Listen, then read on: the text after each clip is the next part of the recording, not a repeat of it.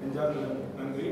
கடந்த பத்திரிகையாளர் சந்திப்பினூடாக சொல்லப்பட்ட சில செய்திகள் நாடு முழுக்க ஒன்று சென்ற நல்ல ஊடகங்களுக்கும் பத்திரிகையாளர்களுக்கும் நன்றியை தெரிவித்துக் கொள்கிறேன். கடந்த பத்திரிகையாளர் சந்திப்பில் சில பத்திரிகை நண்பர்கள் அவரை ஒரு திருட்டு வழக்குக்காக விசாரணை செய்து கொலை செய்யப்பட வேண்டிய அளவுக்கு காவல்துறைக்கும் அவருக்குமான என்ன ஒரு வெறுப்பு இருக்கும் என்கிற அடிப்படையில் கேள்விகள் எழுப்பப்பட்டன. அந்த கேள்விகள் அடிப்படையில் நான் இந்த சம்பவத்தில் இன்னும் கொஞ்சம் ஆழமாக எங்களுடைய உண்மை அறியும் குழுவை பயன்படுத்தி சில தகவல்களை சேகரித்த போது இந்த செல்வம் முருகன் அவர்களுடைய இந்த காவல் நீதிமன்ற காவல் மரணத்தில் சில திடுக்கிடும் திருப்பங்கள் இந்த வழக்கில் ஏற்பட்டிருக்கிறது. அதை குறித்து உங்களோடு பகிர்ந்து கொள்ள விரும்புகிறேன். இந்த செல்வம் முருகன் ஏற்கனவே நான் சொன்னது போல் முந்திரி மொத்தம் மற்றும் சில்லறை வணிகம் செய்து வருகிறார். அப்படி செய்து வருகின்ற அவர் நெய்வேலி இந்த காவல் நிலையத்துக்கு உட்பட்ட நகர் பகுதியில் இந்திரா நகர் என்ற பகுதியில் வாழ்ந்து வருகிறார். அங்கு ஒரு ஆளுங்கட்சி பிரமுகர் ஒரு கான்ட்ராக்டர், அவர் ஐவிசி என்று சொல்லக்கூடிய நெடுஞ்சாலைகள் கான்ட்ராக்ட் ஒப்பந்ததாரர் மற்றும் ஊராட்சி கான்ட்ராக்ட் ஒப்பந்ததாரர். அவர் இவர் குடியிருக்கும் பகுதியில் சாலைகள் அமைக்கிறார்.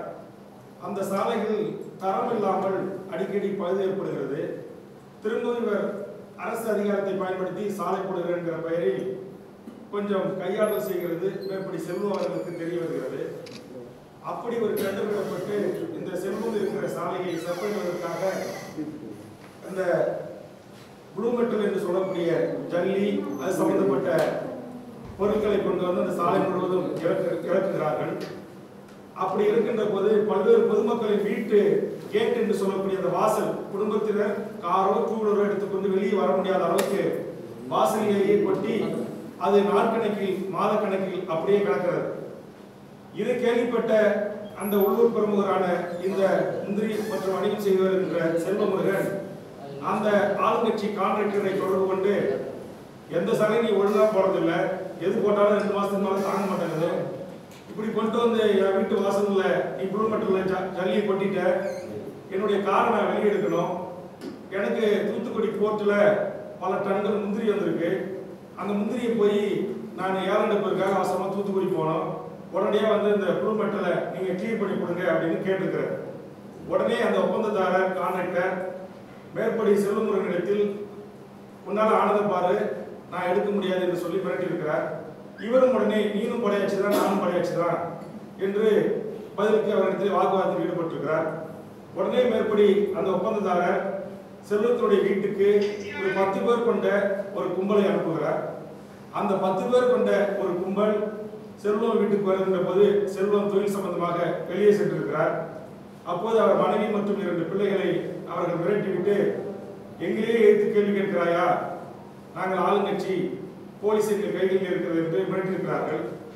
அந்த அடிப்படையில் மிரட்டிவிட்டதோடு சென்றில்லாமல் இவர் நிரந்தரமாக அந்த காரை எடுக்காத வண்ணம் மேலும் அங்கு ஜல்லி அந்த லாட்டின் கற்களை அவர் வீட்டுக்கு முன்பு நிறைவிட்டு அவருடைய காரை 4 வீல்களையும் பஞ்சராக்கிட்டு போயிடுறாங்க.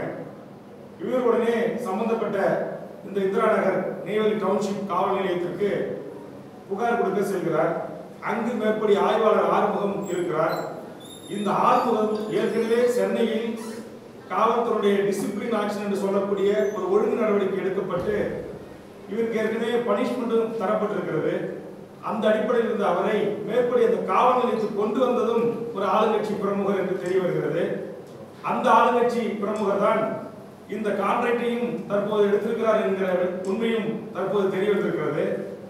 அந்த அடிப்படையில் ஆளுங்கட்சி பிரமுகரையை நீ எதிர்த்து கேள்வி கேட்கிறாயா என்று இன்ஸ்பெக்டர் மேற்படி செல்வமுருகனை மிரட்டுகிறார். இருவருக்கும் வாக்குவாதம் ஏற்படுகிறது. அந்த காவல் நிலையத்திலேயே காவலர் இவரை கடுமையாக தாக்குகிறார், மிரட்டுகிறார். உடனடியாக மேற்படி அந்த ஆளுங்கட்சி பிரமுகர் அந்த காவல் நிலையத்துக்கு வரவழைக்கப்படுகிறார். செல்வம் இதுவரை 10 பேர் வந்து தன் குடும்பத்தாரை மிரட்டியதையும் தன்னுடைய வண்டியை பஞ்சராக்கியதும் தன் வீட்டின் முன்பாக இந்த லாட்ரைட் மற்றும் ஜல்லி கொட்டப்பட்டிருப்பதையும் எழுதி புகாராக கொடுத்ததை வாபஸ் வாங்க சொல்லி மிரட்டப்படுகிறார். அவர் ஆளுநர்களுடைய முக்கிய புள்ளிகளுக்கு வேண்டப்பட்டவராக இருக்கிறார், உள்ளூர் பிரமுகராக இருக்கிறார் என்று செல்வம் பயந்து போய் தன் உறவினர்கள் அழைத்தவுடனேயே வீடு திரும்புகிறார். அப்போது காவல் ஆய்வாளருக்கும் செல்வத்திற்கும் ஒருமையில் வார்த்தைகள் பரிமாறப்படுகிறது. அப்போது காவல் ஆய்வாளர் செய்கின்ற சட்டத்துக்கு புறம்பான சில இல்லீகல் சட்டத்துக்கு புறம்பான சில சம்பவங்களை மேற்படி செல்வமலை செல்வமுருகன் சுட்டி காட்டுகிறார். இந்த இன்ஸ்பெக்டர் இடத்தில் நேருக்கு நேராக வாதம் நடக்கிறது. அப்போது இன்ஸ்பெக்டர் என்றைக்கா இருந்தாலும் உனக்கு முடிவு கட்டுறேன் என்கிற மிக மோசமான வார்த்தைகள் எல்லாம் பெண்களை குறித்து தாயெல்லாம் குறித்து திட்டி மிரட்டி அனுப்புகிறார். உறவினர்கள் சென்று செல்வத்தை அழைத்து வந்துகிறார்கள். இது அக்டோபர் 8ஆம் தேதி நடக்கிறது. இந்த சம்பவம் எப்படி நடந்தது என்பதை அவர் தன்னுடைய ஒரு உறவினர் அவருக்கு தன்னுடைய வாட்ஸ்அப்பினூடாக செல்வம் காடாமுடிவு அவருடைய படம் இறந்தவருடைய படம் வாட்ஸ்அப்ல ஒரு செய்தி அனுப்புறார். நான் சொன்ன இந்த சம்பவத்தை ஆங்கிலத்தில் அவருக்கு தெரிந்த ஆங்கிலத்தில் டைப் பண்ணி அனுப்பி வைக்கிறார். இது இப்போது நமக்கு ஆதாரமாக கிடைக்கப்பட்டிருக்கிறது. ஆக அக்டோபர் 8ஆம் தேதியிலிருந்து கரும்புள்ளி அல்லது புள்ளி வைத்துவிட்ட இன்ஸ்பெக்டர் நெய்வேலி ஆய்வாளர் ஒரு முடிவு எடுக்கிறார். எப்படியாவது ஆளுங்கட்சி பிரமுகருக்கு சாதகமாக மேற்படி செல்வமுருகனை பழிவாங்கும் என்று இலவச கிளி போல் காத்திருக்கிறார். அவர் காத்திருந்ததற்கு ஏற்றவாறு நவம்பர் 20ஆம் தேதி நெய்வேலி நகர பகுதியில் கோவிலுக்கு சென்ற ஒரு பெண்ணிடம் 4 கிராம் நகை யாரோ ஒரு வழிபறி கும்பலால் வழிபறிக்கப்படுகிறது. அது நடைபெறுகின்றது நவம்பர் 20ஆம் தேதி. இந்த 10 நாட்களாக அவர் கிட்டத்தட்ட ஒரு வார காலமாக இதற்கான குற்றவாளியை தேடுவதற்கு எல்லா முயற்சிகளையும் மேற்படி காவல்துறை மேற்கொள்கிறது. குற்றவாளியை கண்டுபிடிக்க முடியவில்லை. அப்போது இன்ஸ்பெக்டர் ஒரு திட்டம் தீட்டுகிறார். நம்மிடத்தில் எதிர்த்து பேசியவனை, நம்மை சக காவலர்கள் முன்பாக நாம் செய்த சட்டத்துக்கு புறம்பான காரியங்களை சுட்டி காட்டியவனை பழிதீர்க்க வேண்டும் என்று இன்ஸ்பெக்டர் அவர்கள் தீட்டப்படுகின்ற திட்டத்தின் பலிகளாக்கப்பட்டவர் தான் செல்வம். பலிகளாக பழி சுமந்தவர் தான் டூ வீலர் திருடன், செயின் பறிப்பாளன் என்று பழி சுமத்தப்பட்டவன் தான் செல்வம். இதை முழுவதுமாக தேசிய மனித உரிமை ஆணையத்தில் உறுப்பினராக இருக்கிற மனித உரிமை அமைப்புகளும், சென்னை மதுரை உயர்நீதிமன்ற வழக்கறிஞர்கள் குழுவும், மருத்துவர்கள் கொண்ட குழுவும் மிக தெளிவாக தற்போது கள ஆய்விலே கண்டுபிடித்திருக்கிறார்கள். நானும் எனது கள ஆய்விலே உண்மையறியும் குழுவினூடாக இதை கண்டுபிடித்திருக்கிறேன். இப்போது பத்திரிகை ஊடக நண்பர்களின் ஊடாக நான் வேண்டுவது, மேற்படி செல்வம் அவர்கள் மீது பொய்யாக உண்மைக்கு மாறாக புனையப்பட்ட வழக்குதான் 30ஆம் தேதி செல்வம் வழிபறியில் ஈடுபட்டார் என்பது. இதை உங்களை போன்று ஒரு தமிழ்நாட்டின் மிக முக்கியமான பத்திரிகை ஜூனியர் விகடன், குமுதம் ரிப்போர்ட்டர் இன்றைய தினம் கடையில் கிடைக்கிறது. இதை 3 பக்கம் இந்த வாரம் கவர் ஸ்டோரி செய்திருக்கிறார்கள். அதில் மேற்படி நான் சொன்ன சம்பவத்தின் முன்பாக இவர்கள் கலாய்வு செய்திருக்கிறார்கள். அதில் ராஜா என்பவர் செல்வமுருகன் நண்பர் ராஜாவிடம் பேசினோம், 30ஆம் தேதி என்னையும் அந்த லாட்ஜுக்கு கூட்டிக் கொண்டு போனாங்க. அதுக்கு முன்னாடி 28ஆம் தேதியே தூக்கிட்டு போன செல்வமுருகனோட கையில விலங்கு மாட்டி காலையும் கட்டி உள்ளே ஒரு ரூம்ல வச்சிருந்தாங்க. என் முன்னாடியே அவரை இரும்பு ராடாலையும் லத்தியாலையும் அடிச்சாங்க. 28ஆம் தேதி அடிச்சாங்கிறதுக்கு நேரடி சாட்சி ஜூனியர் விடல்ல, குமுதம் ரிப்போர்ட்டர்ல கள ஆய்வுல கண்டுபிடிக்கப்பட்டிருக்கு. அதே மாதிரி இந்த எஃப்ஐஆர் ஜோடிக்கப்பட்ட நாள் 30ஆம் தேதி செயின் பறிப்பு சம்பவம் நடந்தது. ஆனா ஜூனியர் விடல்ல மேற்படி புகார் கொடுத்த புகார்தாரரும் அவருடைய தாயும், திருடு போன இடத்தில் இருந்த கோவில் பூசாரிகள், கோயில் குருக்கள், அரங்காவலர்கள் அனைவரும் ஜூபிக்கு பேட்டி தந்திருக்கிறார்கள். அவர்கள் சொல்கிறார்கள் மேற்படி நடந்த சம்பவம் 28ஆம் தேதி என்று. எங்களுடைய கள ஆய்வில் இப்ப என்ன தெரிய வந்திருக்கிறது சொன்னால், இந்த சம்பவம் 20ஆம் தேதி நடந்திருக்கிறது. ஆக முழுக்க யாரோ செய்த ஒரு குற்றத்திற்கு ஆளை கண்டுபிடித்து குற்றவாளிகளை கூட்டாண்டிக்குள் நிறுத்துவதற்கு பதிலாக தமிழக காவல்துறை ஒரு முந்திரி ஏற்றுமதி இறக்குமதியாளரை, ஒரு முந்திரி விவசாயியும் முந்திரி வியாபாரியுமான செல்வம் என்கிற செல்வமுருகனை உண்மைக்கு மாறான ஒரு திருட்டு வழக்கிலே சம்பந்தப்படுத்தி அவரை 3 நாட்கள் சட்டத்திற்கு புறம்பாக வைத்து அடித்து சித்திரவதைக்கு உள்ளாக்கப்பட்டு அவரை நீதிமன்றத்திலே நேர்நிறுத்தி நடந்த சம்பவங்களை மறைத்து அவரை சிறையில் அடைத்ததனுடைய விளைவாகத்தான் இன்றைக்கு அவர் உயிரிழந்திருக்கிறார்.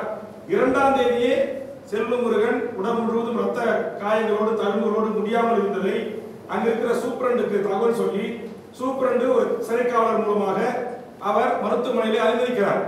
இதை கேள்விப்பட்டு சென்ற காவல் ஆய்வாளர் உடனடியாக மருத்துவமனையிலிருந்து மேற்படி செல்வத்தை உண்மை வெளிவந்து விட போது என்பதற்காக சிகிச்சையில் இருந்தவரை டிஸ்சார்ஜ் சென்று உடனடியாக கொண்டு போய் சிறையில் அடைத்திருக்கிறார். என்ன செய்திருக்கார் இன்ஸ்பெக்டர் அமிர்தாஞ்ச பாட்டில் வாங்கிட்டு போய் அவருக்கு காயப்பட்டு அந்த ரத்த கட்டிகள் இருந்த பொருட்கள் இன்ஸ்பெக்டர் காவலர்கள் தேய்ச்சி விட்டுருக்காங்க. போலீஸ் ரெக்கார்ட் ஆகக்கூடாது, ஜிஹெச்ல ரெக்கார்ட் ஆகக்கூடாதுங்கிறாங்க. இது எல்லாமே ஜிஹெச்ல பதிவாயிருக்குது. சட்டத்துக்கு புறம்பாக இவர் 3 நாள் காவல்ல வச்சு சித்திரவதை செஞ்சதும் சிசிடிவி ஃபுட்டேஜ் இருக்கு இந்திரா நகர் காவல் நிலையத்தில். இப்ப நான் இந்த பத்திரிகையாளர் சந்திப்பின் ஊடாக தமிழக காவல்துறை சட்டம் ஒழுங்கு இயக்குனர் டிஜிபி அவர்களையும் நேர்மையான இருக்கின்ற உளவுத்துறை அதிகாரிகளும் நான் சொன்ன இந்த நியாயமான உண்மையான இந்த சம்பவங்களின் அடிப்படையில் இதை விசாரித்து இப்படி அநியாயமாக ஒரு நேர்மையான நல்ல குடும்பத்தைச் சேர்ந்தவரை திருட்டு பட்டம் கட்டி பல்வேறு தொலைக்காட்சி ஊடகங்களில் திருட்டு வழக்கில் கைது என்று செய்தியாக்கப்பட்டு இந்த செய்தியை பார்த்து அவருடைய 11 வயது மகனும் 6ஆம் வகுப்பு படிக்கிற மகனும் சக மாணவர்களோடு நான் எப்படியப்பா பள்ளிக்கு செல்வேன் அம்மா என்று அன்றையிலிருந்து இன்று வரையிலும் அழுது கொண்டிருக்கிறார். ஒரு திருட்டு அப்பன் என்று செய்திகள் வந்துவிட்டதே, நான் எப்படி சக மாணவர்களோடு நான் முகம் கொடுப்பேன் என்று கலங்கிக் கொண்டிருக்கிறார்கள் அந்த குடும்பம்.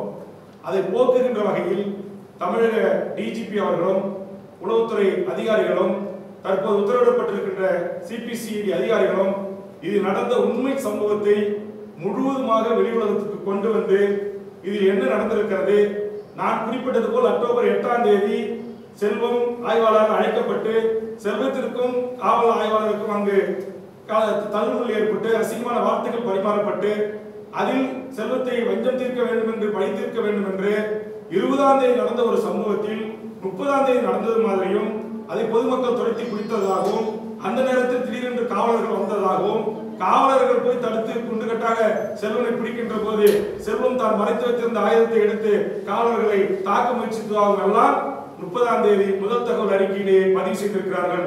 அது அத்தனையும் பொய். அதனால் எனது அருமை பத்திரிகை ஊடக நண்பர்கள் எல்லா தொலைக்காட்சிகளுமே பெரும்பான்மையான தொலைக்காட்சிகள் கிரைம் செய்தி என்று வெளியிடுகின்றீர்கள். நான் சொன்ன இந்த ஆண்கள் என்று சொல்வார்களே இந்த முறையிலான விசாரணையும் நீங்கள் மேற்கொண்டு இப்போது ஜூனியர் விகடன் உமர் ரிப்போர்ட்டர் ஓரளவுக்கு ஒரு 75% உண்மையை வெளியே கொண்டு வந்திருக்கிறார்கள். இன்னும் இதில் பல மர்ம முடிச்சுக்கள் இருக்கிறது. நீதிமன்றங்களில் சில நிகழ்வுகள் நடந்து கொண்டிருக்கிறது. விசாரணை நீதிமன்றத்தில், அதாவது நடுவர் நீதிமன்றத்தில் விருத்தாச்சலத்தில் சாலை மறியல் செய்து team of the doctor JIPMER மருத்துவர்களை கொண்ட குழு போஸ்ட்மார்ட்டம் செய்ய வேண்டும் என்று சொல்லி சாலை மறியலில் போராடி கொண்டிருக்கிறார்கள். அதை ஒரு சில தொலைக்காட்சிகள் நேரடியாக ஒளிபரப்பிருக்கிறது.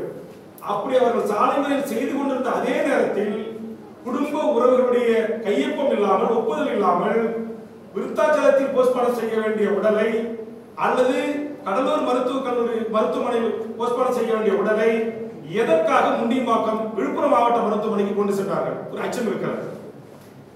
இரண்டாவது, குடும்ப உறவுகள் வருவதற்கு முன்பாகவே எதற்காக தன்னிச்சையாக காவல்துறையும் மருத்துவர்களும் போஸ்ட்மார்ட்டம் செய்தார்கள்?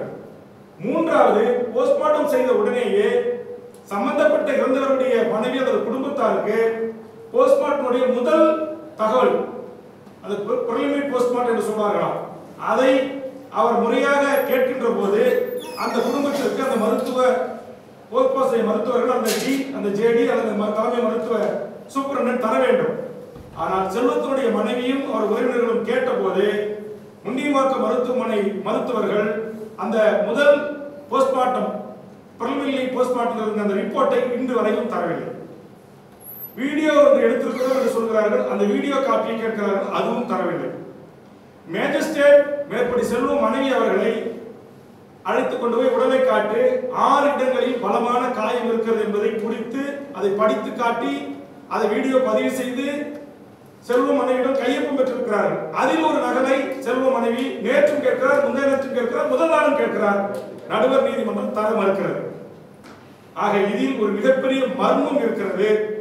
இந்த மர்மத்தை தமிழக காவல்துறை டிஜிபி அவர்களும் உளவுத்துறையும் சிபிசிஐடி டிஜிபி அவர்களும் சிபிசிஐடி விசாரணை அதிகாரி அவர்களும் கண்டுபிடித்து வெளி உலகத்திற்கும் ஊடகத்திற்கும் பத்திரிகைக்கும் சொல்ல வேண்டும்.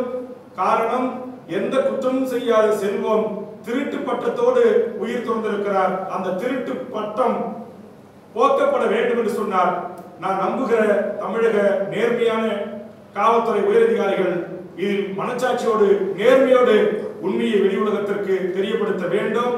சிபிசிஐடி விசாரணை வேண்டும், எங்களுக்கு நீதி வேண்டும், ஜிப்மர் மருத்துவ குழு கொண்ட போஸ்ட்மார்ட்டம் செய்யப்பட வேண்டும் என்று செல்வம் அவர்கள் மனுவின் மூலமாக நான் தாக்கல் செய்த சென்னை உயர்நீதிமன்றத்தினுடைய மனு விசாரணைக்கு ஏற்றுக்கொள்ளப்பட்டு நம்முடைய மாவட்ட காவல் கண்காணிப்பாளர் அவர்களும் சிபிசிஐடியும் தமிழக அரசும் வருகிற 18ஆம் தேதி உடனடியாக பதிலளிக்க வேண்டும் என்று உத்தரவிட்டிருக்கிறார்கள். அந்த பதிலளிக்கின்ற போது நம்முடைய காவல்துறை, நம்முடைய சிபிசிஐடி, நம்முடைய நேர்மையான உளவுத்துறை அதிகாரிகள் உண்மையான அறிக்கையை நீதிமன்றத்திற்கு சமர்ப்பிக்க வேண்டும் என்பதுதான் என்னுடைய அன்பான வேண்டுகோள். காரணம், இல்லை என்று சொன்னால், திருட்டு பட்டத்தோடு என் கணவர் சாவார் என்று சொன்னால், நானும் எனது மகனும் மூவரும் நாங்கள் தற்கொலை செய்து கொள்வோம் என்று ஒரு தனியார் தொலைக்காட்சியினுடைய கிரைம் செய்திக்கு அளித்த பேட்டியில் மேற்படி செல்வத்தினுடைய மனைவி பிரேமா அவர்கள் பதிவு செய்திருக்கிறார். ஏற்கனவே ஒரு கொலை நடந்திருக்கிறது. மூவருடைய தற்கொலைக்கும் தமிழக முதலமைச்சருடைய இந்த கள்ள மௌனம் நாளை காரணமாக இருந்துவிடக் கூடாது. ஏன் தமிழக முதலமைச்சர் கள்ள மௌனமாக இருக்கிறார் என்று நான் ஏற்கனவே கேள்வி எழுப்பினேன். இப்போது தமிழக முதலமைச்சர் தன்னுடைய துறையை சார்ந்த அதிமுகவுடைய அந்த ஐவேசி துறையினுடைய கான்ட்ராக்டர் ஈடுபட்டிருக்கிறார். அவருடைய அழுத்தத்துக்காகத்தான் அக்டோபர் 8ஆம் தேதி செல்வம் காவல் நிலையத்துக்கு அழைத்து செல்லப்பட்டிருக்கிறார். அங்கே ஏற்பட்ட ஒரு பேச்சின் முரண்பாட்டின் காரணமாகத்தான் காவல் ஆய்வாளருக்கும் செல்வத்திற்குமான மோதலாக அது மாறி இருக்கிறது. அதை ஒட்டிதான் அவர் பழித்திருக்க வேண்டும் என்கிற முடிவுக்கு ஆய்வாளர் வருகிறார். ஆதலால் தான் துறையில் இருக்கின்ற அந்த ஒப்பந்ததாரர் யார், அவரு காவல் நிலையத்தில் அன்றைக்கு 8ஆம் தேதி வந்தாரா, மேற்படி செல்வம் அவரோடு உரையாடினாரா, இது எல்லாம் தொலைபேசி இருவருடைய தொலைபேசியை தமிழக அரசு கால் ரெஜிஸ்டர் எடுத்தால் தெரியும், உரையாடலை எடுத்தால் தெரியும். செல்வம் வாட்ஸ்அப்ல எப்போதெல்லாம் இருந்திருக்கிறார், எப்போதெல்லாம் தகவல் அனுப்பி இருக்கிறார் என்கிற செய்தியை நான் இப்போது உங்களுக்கு பத்திரிகை தினப்பத்திரிகை வந்திருந்தால் அவர்களுக்கு அந்த ஆதாரத்தை நான் தருகிறேன். அந்த ஆதாரம் என் கையிலே இருக்கிறது. அவர் அவருடைய உறவினருக்கு அனுப்பியிருக்கிறார். மேற்படி அந்த ஒப்பந்ததாரர் அதிமுக ஆளுங்கட்சி பிரமுகரான அந்த ஒப்பந்ததாரர் ஜல்லியை கொண்டு வந்து வீட்டின் வாசலை கொட்டிவிட்டு அகற்ற மறுக்கிறார். தொலைபேசியிலே கேட்டது எல்லா செய்திகளும் அவர் பல செய்திகளை பகிர்ந்து கொள்கிறார். ஆக அப்படி எல்லா விவரங்களும் எனக்கு இருக்கு. அது ஒரு விவரத்தை முதல் முறையை உங்ககிட்ட நான் காட்டுறேன். அதே மாதிரி காவல் கஸ்டோடியில் அந்த 28, 29, 30 தேதிகளில் செல்வம் சட்டத்துக்கு புறம்பாக வைத்து அடித்து துன்புறுத்தப்படுகின்ற போது அவருடைய வாட்ஸ்அப்ல இருந்து செல்ல இருந்து அவர் மனைவிக்கு 5 லட்சமோ 10 பவுனும் கேட்டு பல முறை பேசியிருக்கிறார். அந்த பேச்சினுடைய பதிவுகளும் இருக்கிறது. ஆனா அந்த குடும்பம் உயிருக்கு பயந்து கொண்டு இன்னும் பல உண்மைகளை வெளியே சொல்ல முடியாமல் தவித்துக் கொண்டிருக்கிறார்கள். காரணம், ட்ரையல் கோர்ட் விசாரணை நீதிமன்றத்தில் சில உண்மைகளை நாங்கள் ஒப்படைக்க இருக்கிறோம். அதனால் இப்போது உடனடியாக மேற்படி ஆய்வாளர் தற்போதும் காக்கி சட்டையை போட்டுக்கொண்டு மேற்படி ஜூவிக்கும் குமரி போட்டிருக்கும் பேட்டி கொடுத்தார்கள் என்பதற்காக 30ஆம் தேதி நடந்ததாக ஒரு பொய் புகார் பெற்றார்கள் அல்லவா, அந்த புகார் கொடுத்த மேற்படி அந்த குடும்பத்தாரை தற்போது காவல்துறை மிரட்டிக் கொண்டிருக்கிறது. அதே மாதிரி காவல் நிலையத்திலே 5 பேரை பிடித்துக் கொண்டு போய் அடித்து சித்திரவதைக்குள்ளாக்கினார்களே, அந்த 5 பேரில் ராஜா என்பவரையும் பிரபு என்பவரையும் காவல்துறை ஆய்வாளர் மிரட்டி சில பேப்பர்களிலே கையெழுத்து வாங்கி சென்று கொண்டிருக்கிறார்.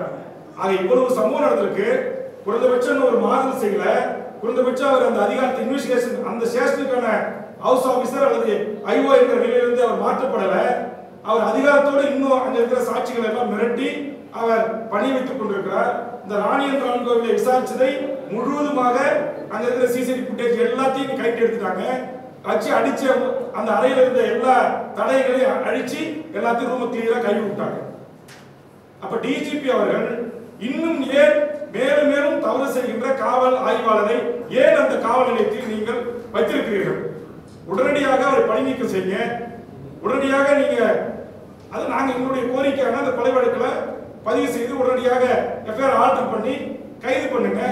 அதுக்கு பிறகு சிபிசிஐடி விசாரணை தொடரட்டும். ஆக எங்களுக்கு உங்களை இதுவரையிலும் தமிழ்நாட்டுடைய டிஜிபியும் தமிழ்நாட்டுடைய நேர்மையான காவல் உயர் அதிகாரிகளையும் உளவுத்துறை அதிகாரிகளையும் எங்கள் மாவட்ட காவல் கண்காணிப்பாளர்கள் நேர்மையான அதிகாரி இவர்களை எல்லாம் நாங்கள் நம்பி இருக்கிறோம். ஆனா எங்களுக்கு இன்னும் நீதி கிடைக்கல. ஆனால் நீதி காலதாமதமானால் நாங்கள் உயர்நீதிமன்றத்தின் 18ஆம் தேதி தீர்ப்புக்கு பிறகு மிகப்பெரிய ஒரு போராட்டத்தை தமிழக வாழ்வுரிமை கட்சியும் தமிழர் வாழ்வுரிமை கூட்டமைப்பும் அனைத்து கட்சிகளின் சார்பாக இந்த காவல் விசாரணை மரணத்தில் உயிரிழந்த செல்வத்திற்கு நீதி கேட்டு மாபெரும் போராட்டத்தை முன்னெடுக்கப்படும் என்பதை தமிழக முதலமைச்சர் அவர்களுக்கு தெரிவித்துக் கொள்கிறேன். 8ஆம் தேதி உடற்கூறு ஆய்வு நடந்த பிறகும் கூட முதலமைச்சர் அவர்களை எங்களுக்கு நீதி கிடைக்கவில்லை என்று சொன்னால் மேற்படி செல்வம் உடலோடு உங்கள் வீட்டுக்கு வேல்முருகன் படையெடுத்து வருவான் என்பதை நான் எச்சரிக்கையாக பதிவு செய்கிறேன். உங்களுடைய கள்ள மௌனம் உங்கள் கட்சிக்காரரையோ அல்லது உங்கள் ஒப்பந்ததாரர்களை காப்பாற்றுவதாக இருந்தால் ஒருபோதும் நாங்கள் அனுமதிக்க மாட்டோம். இந்த நிமிடம் வரையில் தமிழக சிபிசிஐடி மீதும் தமிழக உளவுத்துறை மீதும் தமிழக டிஜிபி மீதும் நான் நம்பிக்கை வைத்து பல முறை டிஜிபி அவர்களையும் காவல்துறை உயரதிகாரிகளையும் சந்தித்து மன்றாடி கொண்டிருக்கிறேன், போராடி கொண்டிருக்கிறேன். தீபாவளி வருகிறது. இந்த தருணத்தில் கூட அந்த குடும்பம் அந்த தன்னோடு வாழ்ந்த கணவனை பார்க்க முடியாமல் அவர்கள் இந்த தீபாவளியின் துக்கத்தோடு அந்த குடும்பம் கதறி கொண்டிருக்கிறது. 2 பிள்ளைகளும் தன் அப்பாவுக்கு திருட்டுப்பட்டு வந்து விட்டது என்று அழுது கொண்டிருக்கிறார்கள். இதற்கெல்லாம் நீதி சொல்ல வேண்டிய காவல்துறைக்கு பொறுப்பாக இருக்கிற தமிழக முதலமைச்சர் அவர்கள் கள்ளமௌனம் சாதிப்பது ஏற்புடையதல்ல.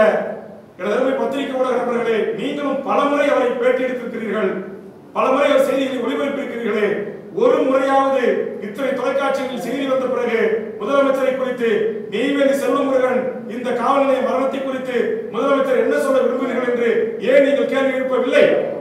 ஏன் ஒரு பத்திரிகை நிருபர் முதலமைச்சரை கருணை நீட்டி கேள்வி எழுப்பவில்லை? இனியாவது பத்திரிகையாளர் சந்திப்பு முதலமைச்சர் நீங்கள் சந்திக்கின்ற போது முதலமைச்சருடைய திருவாயை திறப்பதற்கு, திருவாய் மலர்வதற்கு எனது தமிழ்நாட்டின் நேர்மையான, நியாயமான, கண்ணியமான ஊடக தர்மத்தை எங்கோ அங்கொன்றும் இங்கொன்றுமாக கடைபிடிக்கின்ற எனது பத்திரிகை ஊடக நண்பர்கள் நீங்கள் கேள்வி எழுப்புங்கள் என்று வேண்டுகோளை முன்வைக்கிறேன். ஒரு வேல்முருகனோ ஒரு செல்வத்தின் மனைவியோ மட்டும் போராடினால் நீதி கிடைத்து விடாது. இந்த வெளிச்சத்துக்கு கொண்டு வந்த எனது பத்திரிகை ஊடக நண்பர்களே, தயவு செய்து இந்த காவல்துறை இயக்குநர்களை, காவல்துறை உயரதிகாரிகளை, தமிழக அரசின் முதலமைச்சரை, உள்துறையை பாய்த்திருக்க நடவடிக்கை மேற்கொள்ளுங்கள் என்று உங்களை கைகூப்பி கேட்டு விடைபெறுகிறேன். நன்றி, வணக்கம். குற்றம் சாட்ட அந்த காவல் ஆய்வாளருடைய பெயரை எத்தனை முறை சொன்னேன்? கான்ட்ராக்டர் பேரு தெரியல எனக்கு. அதுதான் நீங்க சிபிசிடி விசாரிச்சு கண்டுபிடிக்கணும் அப்படின்னு சொல்றேன். ஏன்னா 2 செய்தி இருக்காது. 4 வழிச்சாலையா கும்பகோணம் பண்ருட்டி ஆகிட்டு இருக்காங்க. இப்போ சமீபத்தில் போனவங்களுக்கு தெரியும். அதுல இவருடைய வீட்டுக்கு ஒரு குறிப்பிட்ட இழப்பீட்டு தொகையை அந்த கான்ட்ராக்ட் நிறுவனம் அரசின் சார்பாக யூஎஸ் துறையை கொடுத்துருக்காங்க செக்கு. இது எனக்கு போதுமானது அல்ல, என் வீடு மாடி வீடு, என் நிலம் விலைமதிப்பு உள்ளது அப்படின்னு சொல்லி இன்னி வரைக்கும் அந்த செக்கை வாங்க மறுத்துருக்காங்க. அந்த கான்ட்ராக்டுக்காரர் போய் புகார் கொடுத்தாரா அல்லது இவருடைய வீட்டில் தள்ளி குட்டி ரோடு போடாம இவர் தட்டி கேட்டார் அந்த கான்ட்ராக்டர் புகார் கொடுத்தாரா என்பதை சிபிசிஐடி தான் தன் விசாரணை கண்டுபிடிச்சு வரணும். என்னுடைய உண்மையறியும் குழுவும் அதை இன்னைக்கு தொடங்கியிருக்காங்க. 10 பேர் கொண்ட உயர்நீதிமன்ற, உச்சநீதிமன்ற, மதுரை நீதிமன்ற மூத்த வழக்கறிஞர்கள் டீம் கள ஆய்வுல என்டிடிபி தலைமையிலான மக்கள் கண்காணிப்பு குழுவோடு இணைந்து அதுல உண்மை தெரிய வரும். அடுத்த பத்திரிகையாளர் சந்திப்புல இந்த கான்ட்ராக்டர் பேரு முழு விவரத்தை உங்களுக்கு நான் சொல்றேன். நன்றி. பொலிட்டிக்கல் வேணாமே. ஐயோ, இப்ப நான் சொன்னது எல்லாமே மர்மம் தானே இருக்கு. அவங்க மனைவியோட ஒரு சில செய்திகளை, உரையாடல்கள் எல்லாம் பதிவு பண்ணியிருக்காரு. அவங்க உயிருக்கு பயந்து அதை இப்போதைக்கு வெளியிட்ட உடனே கோர்ட்டில் ஒப்படைக்கலாம் அப்படின்ற ஒரு முடிவு எடுத்திருக்காங்க. ஒருவேளை இன்னும் எங்கள் மீதே பழியை சொல்லி இந்த வழக்கை நீர்த்து போக காவல்துறை அரசு நினைத்தால் அடுத்த பத்திரிகையாளர் சந்திப்பில் அந்த ஆடியோ நாங்கள் வெளியிட தயாராக இருக்கோம். ஒரு ஆதாரம் இருக்கிறது. அதாவது அவர் கடிதம் தாக்கப்பட்டது வெளியே எல்லாருக்குமே தெரிஞ்சது. அவர்கள் 100 கிலோமீட்டருக்கு அந்த பக்கம் கோவில்பட்டி சிறைக்கு போனது வலுவான ஆதாரம் இருக்கிறது. அப்படியான வலுவான ஆதாரங்கள் இந்த வழக்கில் என்ன? இந்த வழக்கில் அவருடைய உடல் முழுவதும் காயங்கள் இருந்து 6 இடங்களில் அந்த காயத்தை வீடியோ எடுத்து அதை மேற்படி செல்வத்தினுடைய மனைவியிடம் காமித்து நடுவர் நீதிபதி அவர்கள் கையொப்பம் பெற்றிருக்கிறார். அந்த காயங்களை இப்போது மறைப்பதற்காகத்தான் அவர்களுடைய குடும்பங்கள் மிரட்டப்படுகிறது. உடனடியாக உடலை வாங்கி அடக்கம் செய்ய வேண்டும் என்று. அதனாலதான் இந்த மருந்து இருக்கிறது என்று சொன்ன வித்தாஜத்தில் பண்ணாம, கடலூர் சிகிச்சை பண்ணாம இவங்க விழுப்புரம் சிகிச்சை கொண்டு போயிருக்கிறாங்க. அதை மறைக்கத்தான். அதுதான் நாங்கள் சொல்றோம். எங்களுடைய தமிழ்நாடு டாக்டர் டீம் வேண்டாம், ஜிப்மர்ல இருக்கிற டீம் ஒரு 3 பேர் கொண்ட ஒரு மருத்துவ குழு அதை பேச உத்தரவிட்டு பண்ணணும். கோர்ட்டில் கேட்டிருக்கோம். நீதிபதி எங்களுடைய கருத்தை உள்வாங்கியிருக்கிறார். நோட்டீஸ் சர்வே பண்ணிக்கிற கவர்மெண்ட் சிபிசி இருக்கும். கண்டிப்பாக 18ஆம் தேதி டீம் ஆஃப் டாக்டருக்கு நம்முடைய சென்னை உயர்நீதிமன்றத்துடைய நீதியரசர் அவர்கள் உத்தரவிடுவார் என்ற நம்பிக்கையோடு நாங்கள் காத்திருக்கிறோம். மதுரை உயர்நீதிமன்றத்தில் எப்படி நீதியரசர்கள் மேற்படி சாத்தான்குளம் பிரச்சனையிலே சாட்டையை சுட்டினார்களோ அதுபோலும் நம்முடைய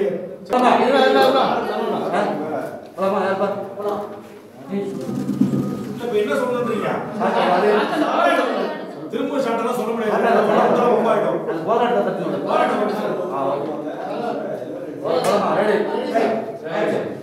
கடலூர் மாவட்டம் பண்ருட்டி அருகே காடாமலூர் கிராமத்தைச் சேர்ந்த முந்திரி வியாபாரி செல்வம் என்கிற செல்வமுருகனை உண்மைக்கு மாறான ஒரு வழக்கு என்று கூறி காவல் நிலையத்திலும் காவல் நிலையத்திற்கு வெளியிலும் வைத்து அடித்து சித்திரவதை செய்து நீதிமன்ற காவலில் நிலைநிறுத்தப்பட்டு பின்பு அவர் உயிர் திறந்திருக்கிறார்.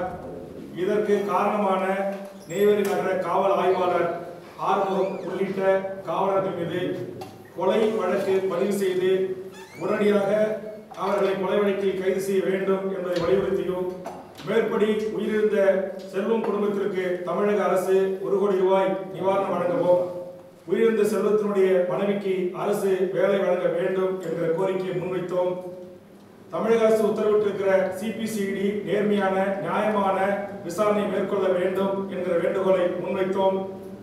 தீபாவளிக்கு பிறகும் சென்னை உயர்நீதிமன்ற 18ஆம் தேதி விசாரணைக்கு பிறகு தமிழக வாழ்வுரிமை கட்சியும் தமிழர் வாழ்வுரிமை கூட்டமைப்பும் அனைத்து கட்சிகளின் சார்பாக இதற்காக நீதி கேட்டு மேற்படி இறந்த செல்வம் அவர்களுடைய உடலோடு தமிழக முதலமைச்சருடைய வீடு அல்லது தலைமைச் செயலகம் முற்றுகையிட்டு மாபெரும் போராட்டம் நடத்தப்படும் என்பதை தெரிவித்துக் கொள்கிறேன். வீடியோ உங்களுக்கு பிடிச்சிருந்தா ப்ளீஸ் லைக் அண்ட் ஷேர் பண்ணுங்க. மறக்காம எங்க சேனலை சப்ஸ்கிரைபும் பண்ணுங்க.